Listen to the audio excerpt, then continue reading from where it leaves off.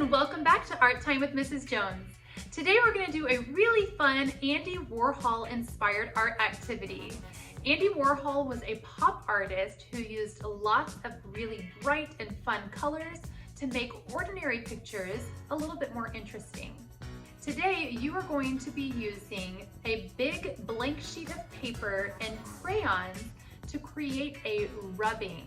I'm going to go over what that looks like, but really you're just laying your paper over a texture and rubbing your crayon on it.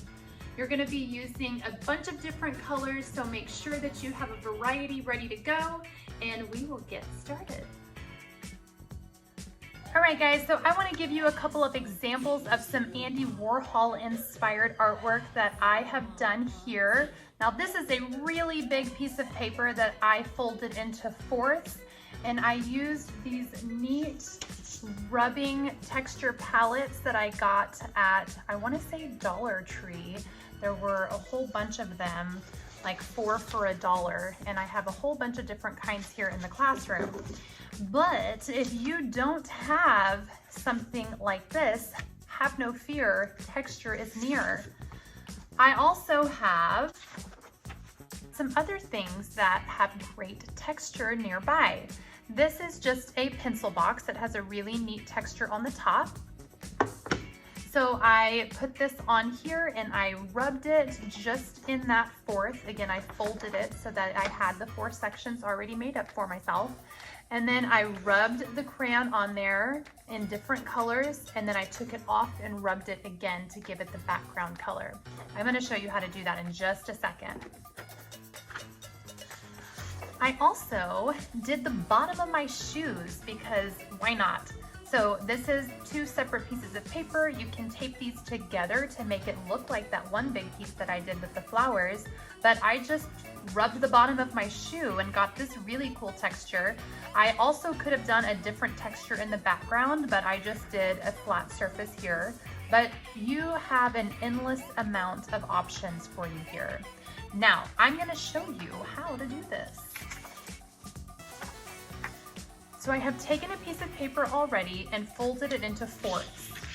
So I folded it this way and I folded it this way to give myself 4 equal sections.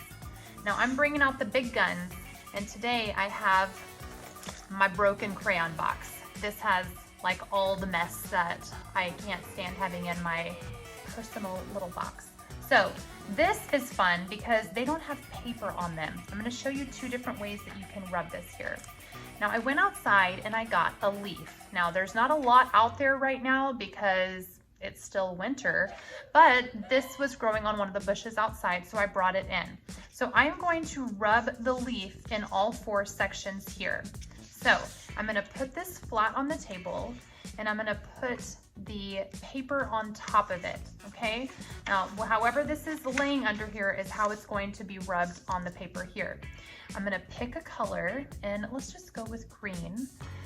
And here's my green. Now, as you can see, it's already kind of flat-ish because I've been using it for rubbings. But if you take all the paper off your crayons, off of your broken crayons, please don't ruin your perfectly new crayons.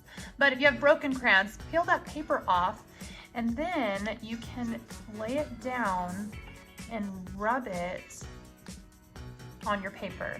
You have to be sure to hold that underneath nice and still, but if you push down, you'll get a really cool imprint of the leaf underneath. Now if you don't want to peel it off, you don't have to. You can just do like this and you'll get the same effect, but it's a little bit smoother if you lay it down. But you get that imprint, and you can even see the veins in the leaf, which is pretty cool. So I'm going to take the leaf and put it underneath another section. And I'm going to do this on all 4 sections right now. All right, once I have the leaf on all 4 of my quadrants, I'm going to put that to the side. Now, I can take an opposite color or just a different color and rub around the outside just like I did on the shoe. Or you can take another texture and have that rubbing on the background as well. I'm gonna do that just to show you what that looks like. And because I don't wanna take my shoes off, I'm actually gonna use a rubbing plate, okay? So this guy here, I'm gonna slide underneath and I'm going to rub around the leaf so that I only get this new color in the background, okay? So let's see, green, a nice opposite color would be maybe a red. So I'm gonna grab this reddish color and I'm going to make these, ooh, that's cool, these wavy lines around this leaf. Now I'm trying not to go over the leaf because I don't want to cover up that green. I want this to just be in the background or around this leaf here. And I'm gonna do this around each one of these right now.